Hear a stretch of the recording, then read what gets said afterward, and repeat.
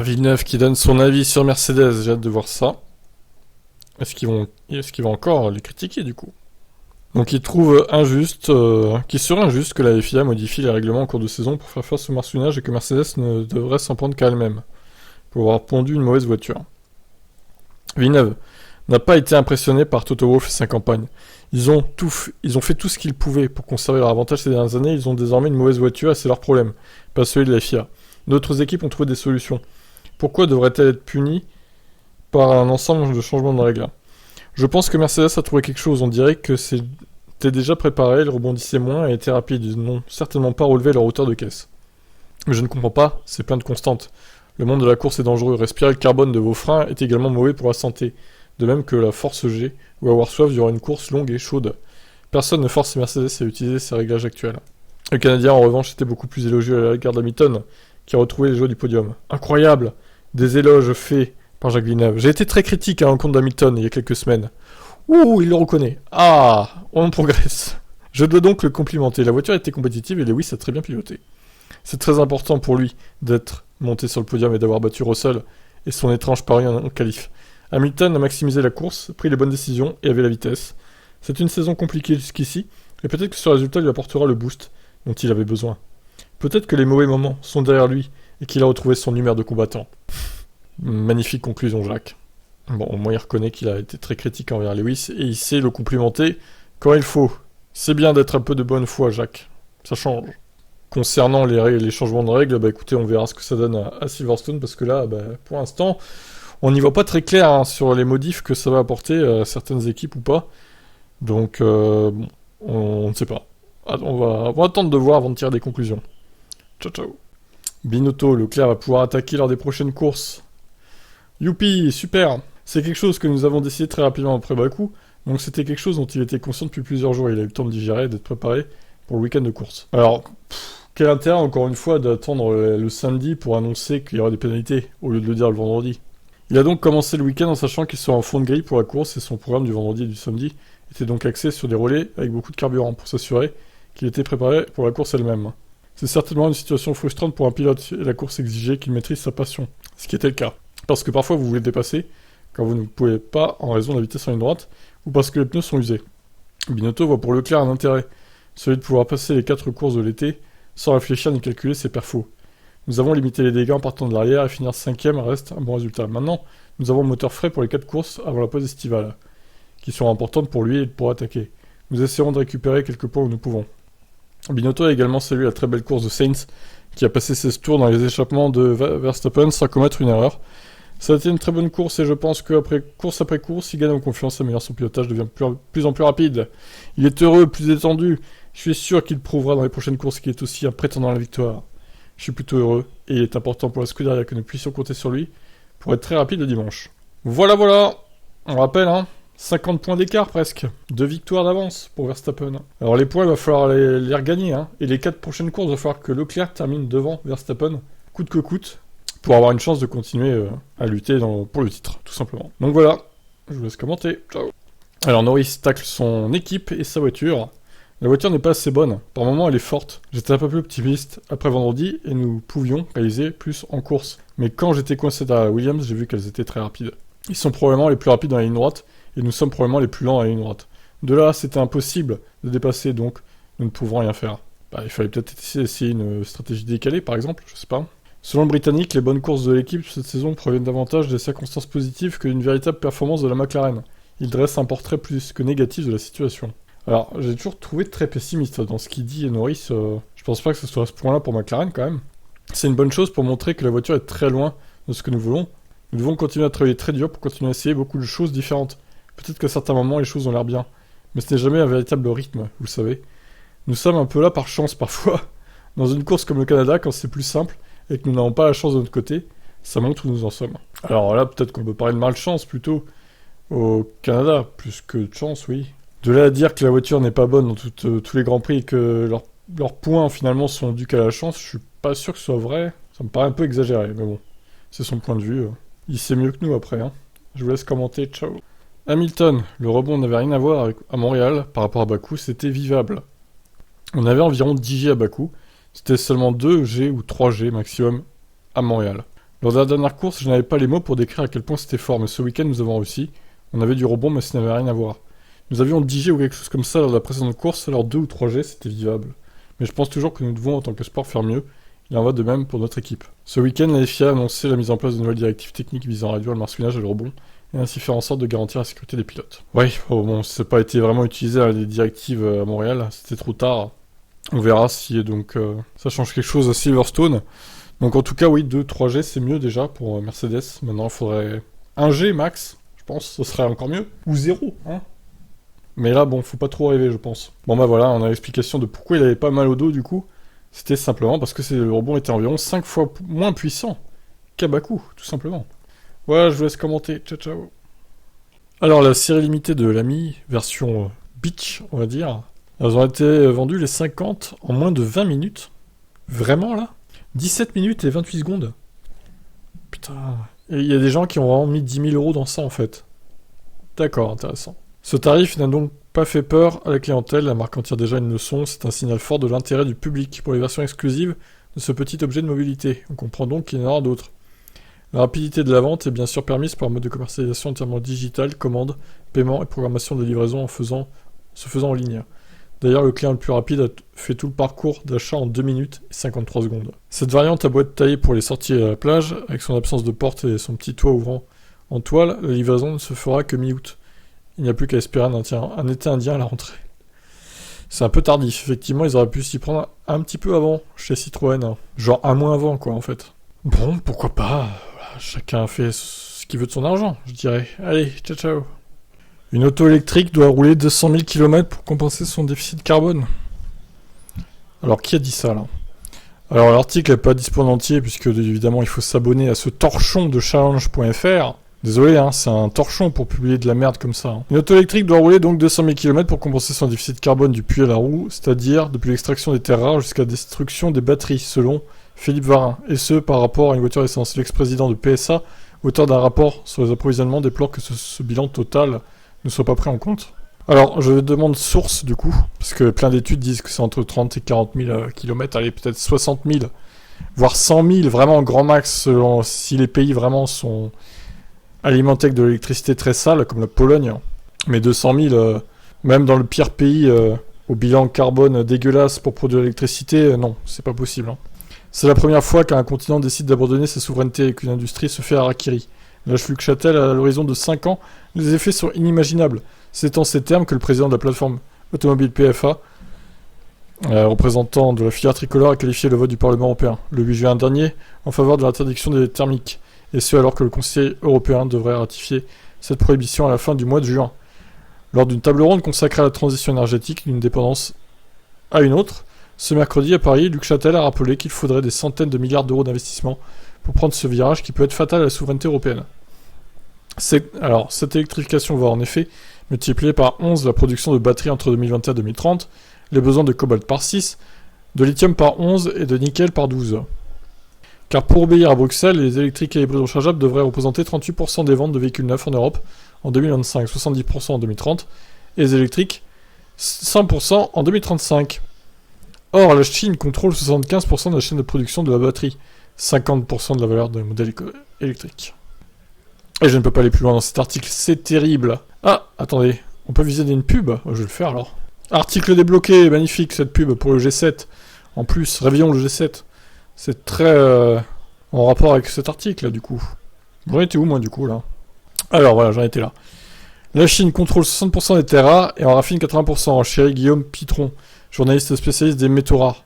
Les coûts écologiques de l'extraction des métaux rares en Chine sont colossaux. Il y a en tout 10 000 mines en Chine, totalement irresponsables au niveau écologique. L'Europe a pourtant de gigantesques gisements de lithium en Espagne et au Portugal, en France, en Autriche, en Finlande. On reconnaît Guillaume Pitron. Mais il y a un coût économique, énergétique, écologique. L'Europe ne sera pas indépendante pour le lithium à moyen terme. In fine, les 2 tiers des grandes usines de batteries seront en 2030 encore situées en Chine, prédit Philippe Varin, ancien président de France Industrie et auteur d'un rapport sur la sécurisation des approvisionnements.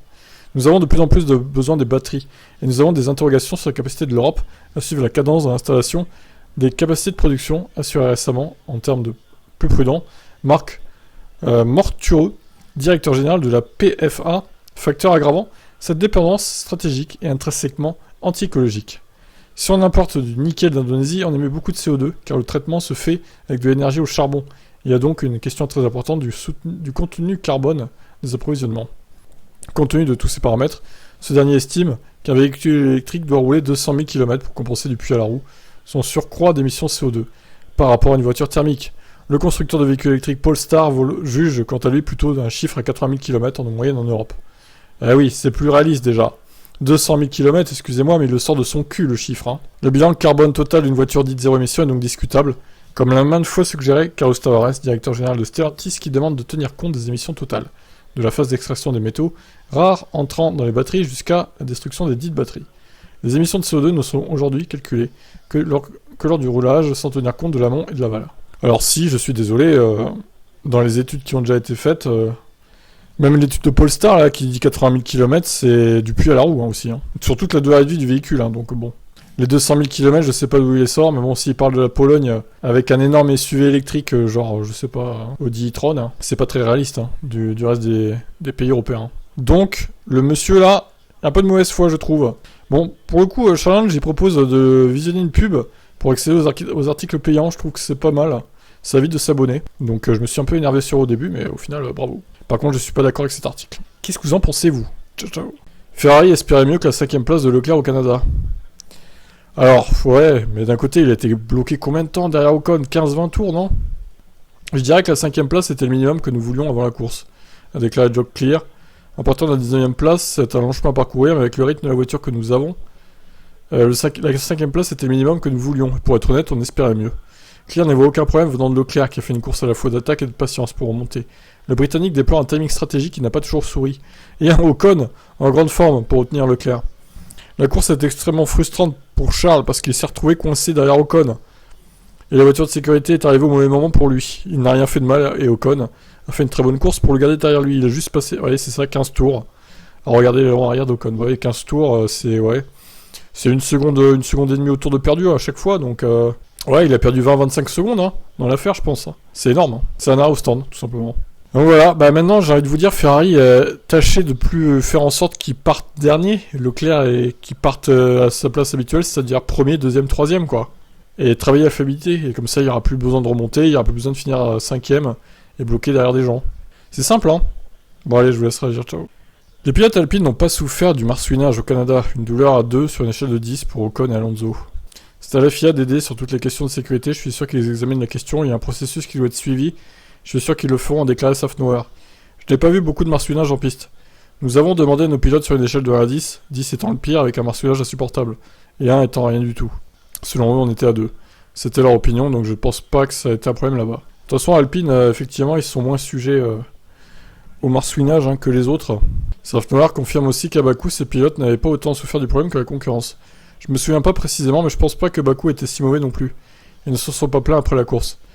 Bah tant mieux pour eux, hein, après, voilà. Safnauer promet qu'Alpine n'empêchera aucune mesure de sécurité à ce sujet, bien qu'il souhaite que les décisions prises par la fédération soient justes pour tous les pilotes et les équipes. Si la FIA détermine qu'il s'agit d'une question de sécurité, tant que le peloton reste égal et que certains membres de l'équipe ne l'utilisent pas comme une tactique de négociation pour obtenir un avantage concurrentiel, ça me convient. Nous ne nous opposerons jamais à quoi que ce soit pour des raisons de sécurité, mais comme je l'ai dit, pour nous ici, le marsouinage était de 2 sur 10, presque rien. Oui, on a compris, c'est bon. Tu t'arrêtes maintenant, Otmar. Eh ben, on en saura plus, hein, de toute façon, sur les directives de la FIA. Ils vont clarifier tout ça lors de la réunion qui aura lieu dans la semaine, je sais pas quand, donc voilà. Dès que j'ai les infos, je vous les transmets, évidemment, comme d'habitude. Voilà pour ça, ciao ciao. Des signes encourageants pour Toto Wolff après le Canada chez Mercedes. Le patron de l'équipe Mercedes a vu des signes encourageants le week-end dernier à Montréal, après que Lewis Hamilton ait terminé 3ème et Russell 4ème.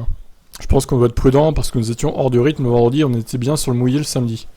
Je pense que nous étions parfois avec les voitures les plus rapides dans le deuxième relais. Lewis et George étaient presque à égalité avec les premiers, pas tout à fait, mais sur certains tours, oui. Donc c'est encourageant à voir. Cependant, on doit être prudent, il y a tellement de travail que nous devons faire pour être de retour à l'avant, et on n'en est pas encore là. Alors il s'exprime sur Silverstone, le circuit, est-ce qu'il va convenir à la voiture ou pas? C'est la question qu'on se pose. Silverstone a été bon pour nous dans le passé, et le circuit est plus fluide que les 3 derniers, mais c'est pas Barcelone. Donc nous allons devoir gérer nos propres attentes et vraiment prendre du recul. Regarder les données et trouver des solutions sensées, pas seulement pour Silverstone, mais pour aller de l'avant. Interrogé sur ce que l'équipe pense pouvoir faire pour améliorer son rythme, il a répondu « Je pense qu'on doit juste mettre plus de charge dans la voiture, plus d'appui. Nous devons aussi le faire avec une voiture qui n'est pas aussi basse que prévu. C'est une direction claire, parce que vous pouvez voir que les voitures sont plus hautes. C'est là qu'on doit trouver de la perfo. Ouais, mais il faut pas non plus sacrifier la vitesse de pointe pour autant. Hein. Il avait une bonne VMAX Hamilton au Canada, ça serait bien qu'il ait une bonne VMAX aussi pour les autres circuits, qui conservent cette VMAX intéressante et qu'ils aient un peu plus de charge aéro, effectivement, dans les virages. Et en évitant le rebond, évidemment. Ça, c'est une priorité pour la santé des pilotes, et puis pour la performance aussi. Voilà pour ça, je vous laisse commenter, ciao. Le coup dur, c'est qu'à le dire pour Perez, qui se remet d'une contracture après son crash en Q2. C'est toujours difficile de commencer une nouvelle semaine après un mauvais week-end, mais je vais bien. Je me remets d'une blessure au cou car j'ai souffert d'une grosse contracture après le crash que je n'avais pas senti sur le coup. Ça faisait très mal, mais tout va bien dans l'ensemble. Je travaille désormais sur cette forte contracture au cou et je ne fais aucun autre exercice. Je suis une thérapie pour mon cou afin d'arriver avec 100% de mes moyens à Silverstone. C'est étonnant ça. Il en a pas parlé après les qualifs, même avant la course, il n'en a rien dit. C'est bon. Chaque course est différente parce que votre corps n'est pas en permanence dans le même état. Vous devez parfois faire plus de cardio, de musculation, d'endurance. Vous travaillez toujours sur quelque chose de différent. Lorsqu'il y a 2 courses à la suite, il faut régénérer l'énergie. Verstappen, meilleur pilote de l'histoire de la F1 ? Oula, on se calme, hein. On se calme un petit peu, hein, les gars. Max est un pilote très talentueux et très complet. Il est sans doute l'un des meilleurs de l'histoire. Sinon le meilleur pour tout, pour son éducation et parce qu'il a des choses que les autres pilotes de la F1 n'ont pas. Ce qui est vraiment spécial chez Max, c'est son aisance pour trouver la limite. Max est à la limite dès le premier tour. Chaque changement qu'il apporte à la voiture est important. Il ne change pas d'approche. Il va toujours à la limite. La différence se fait notamment dans les virages. C'est le plus exigeant pour un pilote. Lui-même désireux de remporter le titre cette saison, Perez reconnaît que le 0 pointé ramené de Montréal mettrait un coup à ses ambitions. Nous ne pouvons pas nous permettre un nouveau week-end à 0 points. Nous devons régler nos problèmes afin de garder une chance au championnat. La saison est encore longue et tout pourrait changer en 1 ou 2 week-ends. On doit continuer à travailler, il est certain que nous devrons éviter ce type de résultat. Oui, effectivement, Sergio, c'est une évidence. Donc en espérant que son coup se remette pour Silverstone, ça va. C'est dans 1 semaine et demie, ça devrait aller. Je vous laisse commenter, ciao. Alors chez McLaren, on s'inquiète un peu de la montée en puissance d'Alpine. Et bien oui, parce que là, 0 point marqué au Canada, ça la fout mal, hein, pour McLaren. Bien sûr, si vous regardez les 2 dernières courses, il y a définitivement une tendance à la baisse par rapport à Alpine en particulier. Les autres voitures ont montré de signes de forte amélioration, comme les Aston le vendredi. Il est donc clair que nous devons aussi notre niveau dans tous les domaines. Comme je l'ai déjà mentionné, la fiabilité des opérations, la performance pour s'assurer que nous restons dans cette bataille pour la 4ème place. McLaren n'amènera pas d'évolution à court terme, ce qui obligera l'équipe à améliorer l'exploitation de sa monoplace, tout en espérant ne pas prendre de retard sur la concurrence, et notamment Alpine. Notre idée est évidemment de continuer à apprendre sur la voiture et d'appliquer ses connaissances afin d'extraire davantage du package actuel. Pour le moment, il n'y a pas de plan pour des améliorations majeures pour diverses raisons, y compris la gestion du plafond des coûts. Seidel détaille les problèmes de fiabilité qu'a rencontré Norris au Canada. Ce qui s'est passé sur le moteur de Lando était un problème avec un capteur qui a ensuite causé une perte de puissance et un raté d'allumage. C'est pourquoi nous avons dû abandonner la Q2. Nous avons fait une analyse après et dans le garage. Nous avons pris la décision de remettre l'autre moteur qui était déjà dans le pool. Nous espérons que le moteur pourra être réparé et donc pour le moment il n'y a aucun signe que nous ne pourrions pas finir la saison avec 3 unités de puissance. Bon, petit problème de capteur apparemment. Pas un gros problème, hein, visiblement. Après, le moteur Mercedes est fiable cette saison, donc il n'y a pas de raison qu'ils aient cassé le moteur. Donc on verra ça. Mais effectivement, c'est un peu inquiétant. Je vais refaire un tour sur le classement, voir combien il y a de points pour McLaren et Alpine, je m'en souviens plus. McLaren, donc ils ont 65... Ah oui, il n'y a que 8 points d'écart, c'est pas beaucoup quand même. Hein. Le 10-0, il a fait très très mal au Canada, ça aurait pu être même des points de plus pour Alonso du coup. Qui a été pénalisé bêtement. Fernando en zigzagant devant Bottas. Bon, on verra ça hein, pour McLaren, mais il va falloir réagir, c'est clair. Allez, ciao. Fan de Montréal, Verstappen a remporté un Grand Prix spécial. Le Néerlandais avait enfin la F1 pour s'imposer. 26 victoires dans sa carrière, 15 pole positions à son compteur. Il est plus que jamais le favori pour prendre le titre 2022. De manière générale, je dirais que c'est grâce à l'expérience que j'ai acquise en courant en Formule 1. Et le reste dépend de la voiture que vous avez à votre disposition. J'ai toujours aimé venir à Montréal, mais nous avions à chaque fois une voiture un peu lente en ligne droite. On était heureusement compétitif dans ce domaine cette année. C'était ma première vraie opportunité de m'y imposer. Ça a rendu le week-end encore un peu plus spécial. Mais ce que j'aime vraiment en venant courir à Montréal, ce sont les vibreurs à l'ancienne. Ils sont standards sur de nombreux circuits, mais ceux-là sont iconiques et uniques. Et nous devons les conserver car c'est bien plus amusant pour nous. J'espère donc que nous continuerons à courir au Canada pendant de nombreuses années. Bah ouais, moi je suis d'accord, hein, le Canada c'est vraiment un bon circuit. Le tracé est vraiment pas mal. Bon, attention aux marmottes qui traversent des fois qui se font shooter, mais bon. C'est les dommages collatéraux, on va dire, les pauvres. Allez, je vous laisse commenter ça. Ciao, ciao. Alors, Pirelli annonce ses pneus pour l'Autriche, la France et la Hongrie. Alors, le Red Bull Ring, les C2, C3, C4 en 2021, mais a décidé d'opter pour sa gamme la plus tendre cette année, les C3, C4 et C5 donc. De quoi rendre la course plus intéressante d'un point de vue stratégique. Pour la France et la Hongrie, Pirelli a opté pour le même choix, les C2, les C3 et les C4. Rien de surprenant. Rappelons que pour Grande-Bretagne, donc le week-end fin juin, Pirelli a opté pour la gamme la plus dure, C1, C2, C3. Ah, alors ça, la gamme la plus dure pour le spectacle, je suis pas sûr que ce soit très bénéfique. Mais bon, on verra bien, comme on dit. Ça se trouve, ils n'auront même pas à utiliser les pneus secs. En course, il pleuvra, donc... Mais bon, rien n'est moins sûr. Mais effectivement, oui, pour le Grand Prix d'Autriche, la gamme la plus tendre, ça peut être pas mal. Il pourrait y avoir pas mal de spectacles sur ce circuit. Même si je crains malheureusement que Red Bull domine les débats avec son circuit à domicile. On verra bien, je vous laisse commenter, ciao ciao. Alors Horner dénonce un côté théâtral de Toto Wolff lors de la réunion au Canada. Il y avait Netflix, donc il se dit, il a fait exprès de s'énerver devant Netflix. La réunion traditionnelle du samedi entre les directeurs d'équipe a été un peu sensible pour certains, si on se fie à Mike Crack. Elle faisait suite à l'introduction d'une directive technique de la FIA au sujet du marsouinage. Il a notamment été reproché à Toto Wolff, directeur d'équipe Mercedes, très affecté par le phénomène aéro, d'avoir volontairement exagéré ses craintes pour pousser la FIA à agir au cours de la saison. Des accusations jugées pitoyables par l'intéressé qui a fustigé le comportement hypocrite de ses pairs en mettant leurs intérêts personnels avant la sécurité des pilotes. Il est fort à parier que ces échanges seront rendus publics dans quelques mois, puisque les caméras Netflix étaient présentes dans la salle de réunion. Ah oui, on a hâte de voir ça. La plateforme de streaming qui s'est lancée dans le tournage de la saison 5 de la série Drive to Survive filmait le week-end de Toto Wolff à Montréal. De quoi soulever des doutes quant à l'authenticité de sa colère, selon Horner. D'ailleurs, c'est dommage qu'ils fassent pas le montage en cours de saison. Genre un épisode par mois, par exemple. Ça pourrait être pas mal. Parce que là, du coup, on est obligé d'attendre mars 2023 pour voir tout ça. Et d'ici là, bon, il sera passé beaucoup d'autres choses en Formule 1. Mais bon, au moins on le verra. Je pense que cette réunion avait un côté théâtral, a répondu Horner. C'est peut-être dû au nouveau film de Lewis en préparation. En outre, la marque à l'étoile était sous le feu des projecteurs pour installer un second enfant en essai libre au Canada suite à la suite de son autorisation par le directeur technique de la FIA. Mercedes a été la seule équipe du plateau à agir aussi rapidement à cette décision. Alors, moi j'avais cru comprendre que ça n'avait pas marché, donc qu'il l'avait enlevé. Donc Horner a l'air de dire que c'est ce qui a réglé leur problème au Canada. Qui dit vrai, encore une fois, je ne sais pas. On n'est pas dans les coulisses. J'ai hâte de voir cette réunion, en tout cas. Ciao, ciao. Alors, Ecclestone, il fait pas semblant. Ferrari et Leclerc ne gagneront pas le titre. Voilà, au moins c'est dit, tac, tac, tac. Les erreurs s'insinuent à nouveau dans ce qu'ils font. La fiabilité que nous constatons rappelle souvent les vieux jours, et les pilotes eux-mêmes ne sont pas toujours confiants sur la piste. Ça signifie que Max a la vie facile dans la Red Bull, avec déjà 6 victoires. Ecclestone insiste sur le fait qu'il ne trouve aucune joie dans la situation actuelle de Ferrari. Comme beaucoup de gens, j'avais espéré que Ferrari réussirait à nouveau, après plus de 14 ans. Dit-il en faisant référence au championnat 2008. Malheureusement, je dois dire que quiconque continue à miser sur Ferrari ou Leclerc n'obtiendra rien à son pari à la fin de l'année. Je suis un peu d'accord avec ça. Si vous voulez faire un pari, pariez Verstappen et Red Bull. Le championnat est encore jeune. Oui, le désavantage est de 49 points, mais c'est 2 victoires, c'est tout. Sérieusement, nous devons juste continuer à nous concentrer sur nous-mêmes.